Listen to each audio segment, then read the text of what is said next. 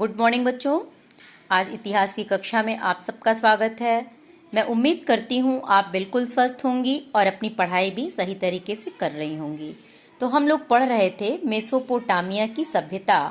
तो मेसोपोटामिया में उर नगर के बारे में हम लोग पढ़ लिए थे। आज पढ़ेंगे हम लोग मारी नगर के बारे में। कौन से नगर के बारे में? मारी नगर के बारे में। तो देखिए मारी नगर जो है ये मारी फरात नदी की ऊर्ध्वधारा पर स्थित मेसोपोटामिया का एक महत्वपूर्ण व्यापारिक नगर था, जहां से व्यापार होता था। फरात नदी किधर थी? दक्षिण भाग में। मेसोपोटामिया के दक्षिणी भाग में फरात नदी थी। तो जो मारी नगर था, ये मारी नगर आपके फरात नदी की ऊर्ध्वधारा पर स्थित मेसोपोटामियाई का एक महत्वपूर्ण व्यापारिक नगर था। अगर आपसे ये पूछा जाए कि मेसोपोटामिया का प्रमुख व्यापारिक नगर कौन सा था, तो मेसोपोटामिया का प्रमुख व्यापारिक नगर ये मारी नगर था, जो फरात नदी की ऊर्ध्वधारा पर स्थित था। 2000 ईसा पूर्व के पश्चात इसका विकास शाही राजधानी के रूप में हुआ। किसका? मारी नगर का। मारी नगर का विकास किस रूप में हुआ? शाही राजधानी के रूप में। इस नगर में किसान तथा जो पशु चारक थे, किसान पशु चारक जो पशु को चराने वाले थे, वो पशु चारक दोनों साथ साथ रहते थे। कहाँ पे? मारी नगर में। किसान और पशु चारक सब एक साथ रहते थे, लेकिन उस प्रदेश का अधिकांश भाग भेड़ बकरी चराने का कार्य करते थे। जो मारी नगर था, वो मारी नगर भले ही शाही राजधानी के रूप में था, लेकिन उस प्रदेश के अधिकांश भाग में भेड़ बकरी का कार्य लोग करते थे। पशु चारक समाज के लोग पशुओं तथा उसके मांस आदि के बदले अनाज, धातु के औजार आदि प्राप्त करते थे। मतलब क्या है कि जो पशु चारक समाज था, ये लोग पशुओं तथा उनके मांस को दूसरों को देते थे, और पशुओं तथा उनके मांस के बदले ये दूसरे पड़ोसी देशों से अनाज, धातु के औजार को प्राप्त करते थे। किसके बदले? पशुओं व मांस के बदले क्या ये लेते थे? अनाज और धातु के औजार प्राप्त करते थे। कहाँ के लोग? मारी नगर के लोग। ये नगर शाही नगर के रूप में, राजधानी के रूप में इसका विकास हुआ था। अब देखिए जो मारी नगर था, मारी नगर की संपन्नता का सर्वाधिक महत्वपूर्ण कारक क्या था? क्यों ये नगर ज्यादा संपन्न कहा गया? जैसे अगर ये कहा जाए कि मारी नगर की संपन्नता का महत्वपूर्ण कारण क्या था, तो मारी नगर की संपन्नता का सबसे महत्वपूर्ण कारण व्यापार एवं फरात नदी की दशा का अनुकूल होना था। मतलब जो वहाँ का व्यापार बड़े अच्छे तरीके से होता था। मारी नगर में व्यापार सरलता से संपन्न हो जाता था। क्यों? क्योंकि जो फरात नदी थी, क्योंकि ये लोग व्यापार जो है जल मार्ग के द्वारा करते थे, और जो फरात नदी थी, फरात नदी की जो जलधाराएं थीं, ये अन्य जगहों तक पहुंचने में काफ़ी सहायक होती थीं।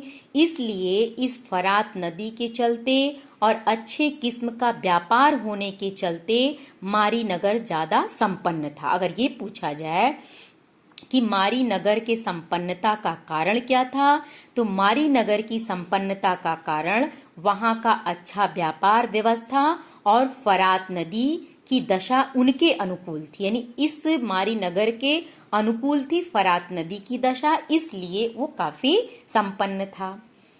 दूसरी चीज देखते हैं कि फरात नदी की सहायता से, देखिए इस पे कहा ही गया है कि इनके संपन्नता का कारण क्या है? फरात नदी।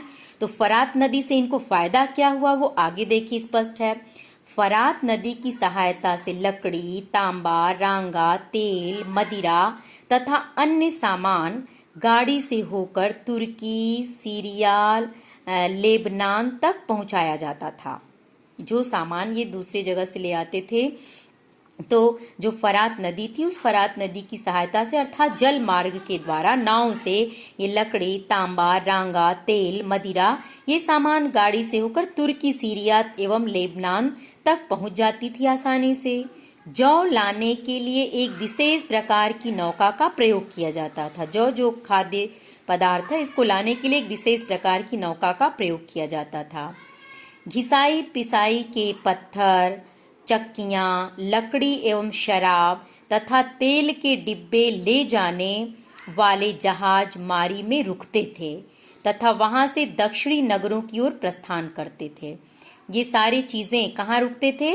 उसके जहाज जो होते थे वो मारी नगर में रुकते थे तथा वहां से दक्षिण नगरों की ओर प्रस्थान करते थे। बाद में जो विदेशी व्यापार थे, तो विदेशी व्यापार के लिए मारी के अधिकारी अन्य देशों से भी जाते थे।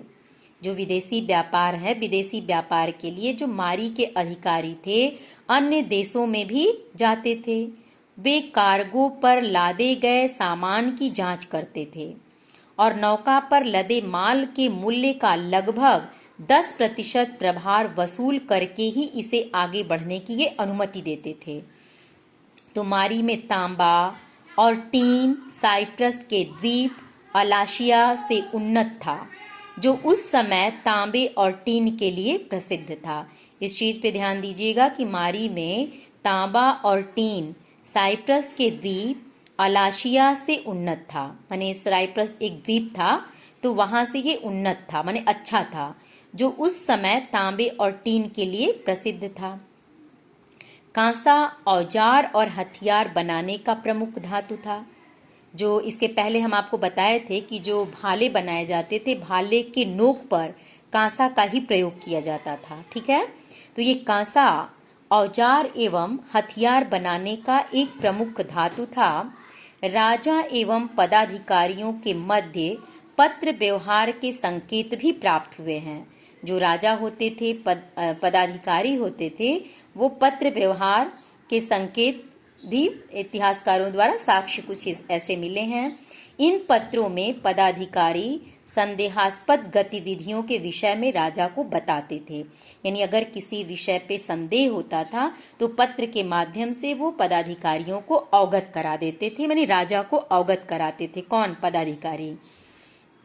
अब देखिए, जो रिलिस का मारी स्थित राजमहल था उसके बारे में थोड़ा सा देखेंगे कि जो जिमरी लिम का मारी स्थित राजमहल जो 1810 से 1760 ईसा पूर्व का है, तो जिमरिलिम का मारी स्थित राजमहल वहां के शाही परिवार का निवास स्थान था।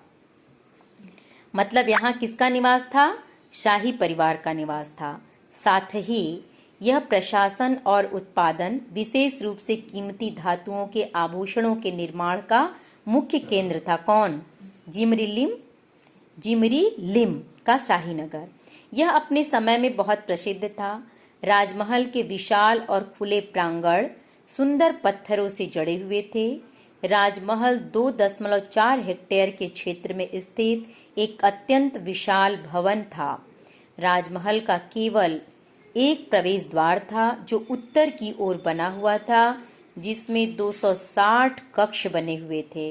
राजा को प्रतिदिन भोजन की मेज पर विभिन्न प्रकार की खाद्य सामग्री जैसे आटा, रोटी, मांस, मछली, फल, मदिरा आदि परोसी जाती थी। तो बस आज के लिए मारी नगर हम लोग देखे हैं। उरुक नगर अगली कक्षा में देखेंगे बच्चों।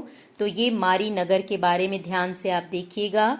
इसमें जो रेखांकित अंश किए गए हैं इसको भी आप ध्यान से देखकर इससे संबंधित प्रश्न जरूर लिखिएगा। Thank you.